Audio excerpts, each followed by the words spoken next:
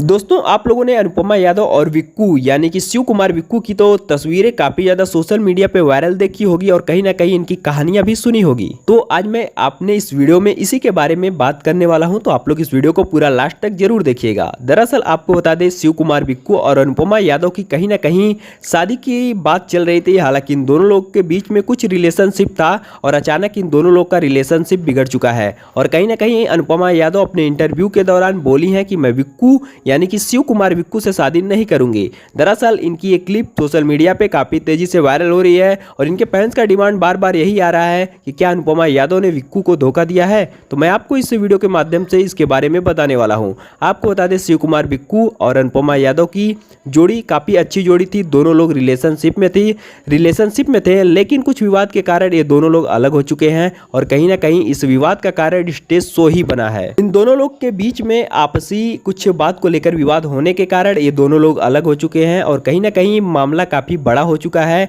अब देखना यह है कि क्या ये दोनों लोग आपस में फिर से रिलेशनशिप में आते हैं या नहीं आते हैं। आप लोग को क्या लगता है, आप लोग नीचे कमेंट बॉक्स में बताना बिल्कुल भी मत भूलिएगा। चैनल पे पहली बार हैं तो लाइक शेयर सब्सक्राइब करना बिल्कुल भी मत भूलिएगा।